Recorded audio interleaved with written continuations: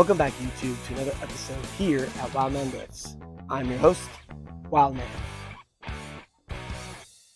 Now on today's episode, the sun is out and it is super hot. It's actually a record 100 degrees today where I live. So it's definitely going to be a burner today. But still, the work needs to get done. So I'm not going to let that slow me down. On today's menu, we're going to be doing the curved bar bench press, which is going to give it like an extra 3 inches of deficit before it touches my chest. And it's also going to be wiggling a lot, kind of like this camera is, because I can't seem to hold it straight. I'm also going to be doing some sled work in between. And my heat battery, for as long as I could stay out here, is starting right now. So every second I'm out here is another second of me being in absolute danger and overheating. So let's pop into today's workout. Let's see what we got going on. Now, like I said, on this very hot day, I was doing the bench press, but I was using the buffalo bar. That curved bar makes it so I get a 3-inch deficit before it touches my chest, and it also wobbles to work my chest stabilizers a lot harder. And as I go up in weight on the bench press, I'm going to be doing some sled work in between, starting off with that explosive lat pull to work my back, and then I'll flip it around and carry it back the other way, doing a chest pull to work the antagonistic portion. And I'm going to be doing this as I go up in weight, like I said, but I'm not going to keep showing that over and over again because I think you get the picture. So that's going to be the strength giant set for the day. Now, when I'm working out outside on a very hot day like today, there's 3 things that I need to do differently in order to make sure that I can reduce the likelihood of getting an injury, facing dehydration, or getting some type of heat illness or heat stroke. So the first thing that I do is I make sure that I'm very well hydrated, and not just today.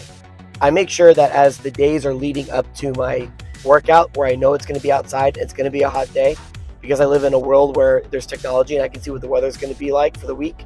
I like to make sure that I'm drinking enough water and getting enough electrolytes leading up to the day.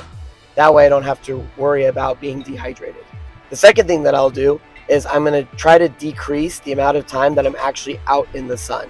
So fortunately for me, there was plenty of shade today from where the sun was positioned, so I didn't have to worry about that too much. But still, it's going to be very hot regardless, so I need to make sure that I'm moving very efficiently through my workout so I'm not outside longer than I need to be. And the last thing that I'll do is I'll actually dial back the weight that I'm supposed to do today.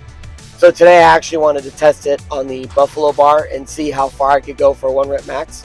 But all I decided to do instead was to work up to a 1 working rep max, which is like 90% of where I think I could be, and then really concentrate on the volume portion instead. Because the volume portion I wanted to be a little bit more heavier, because since that bar is curved and it wiggles a lot, it really does help to get the most out of my chest workouts. And so I want to make sure that I'm doing a lot more reps and not just 1 rep.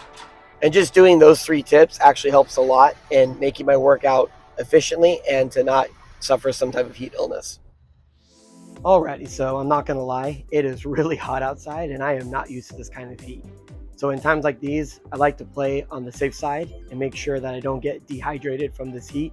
And that's how one of your ligaments ends up snapping. And I've been a victim of this before. So I don't want to be another victim of it again. So I'm gonna stop with that set and I'm gonna drop it down to a certain percentage, which I calculated was gonna be 250 pounds on the bar. And I'm gonna do my volume variation giant set. And then since it's hot, I just need to keep rolling through this as fast as I can so I can jump in the pool and cool down. So let's get started. Now for the volume giant set, I took a percentage of the 1 rep max that I hit today, and I just increased the weight just a little bit to make it to 250 pounds. And I'm gonna be doing that for 5 reps for 3 rounds total. And in between, I was continuing to do the same format as the strength giant set with the sled work. Just kind of seemed fitting to do since the sled was already out here and I could continue to get that extra work. And this is really the belly of the workout. The strength set was just to kind of get my body primed to do the volume portion. Doing the bench press with the buffalo bar really has its advantages. It does make it a lot harder, so you're not able to max out on it as much as you can with a normal standard barbell. But working out with that deficit gets a bigger stretch reflex on the chest, and because it's curved, it wiggles a lot. This makes my chest, my elbows, and my shoulders have to work really hard in stabilizing it. So doing a volume portion like this is really what I wanted to do today, because this is how I'm able to lift without a lot of gear on when I'm lifting with a standard barbell. Because all the stabilizers in my elbow and in my chest and shoulders are going to be a lot stronger for it. Now for the assistance giant set, I was doing 4 rounds, but I didn't want to stay out in the sun for too much longer. So I wanted to get this going quick. So I was just doing an ox sled drag, and I was going to increase the weight every single time I dragged it across the bullpen in my backyard.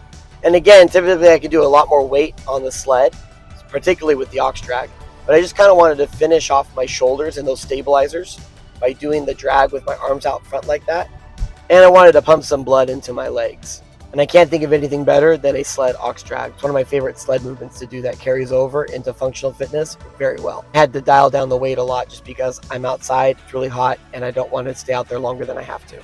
Now for the accessory giant set, I was doing 3 rounds, and I was finishing off those triceps by doing a tricep push down with that makeshift pulley that I have. And those handles specifically work very well for a log clean and press and carry over nicely in case you're interested. And I did some chest flies to finish off my chest and just to really make sure that I'm getting that stretch portion out nicely. And of course, face pulls, because I always like to leave my workouts doing some type of antagonistic movement that's going to target the tendons after the muscles have been fatigued.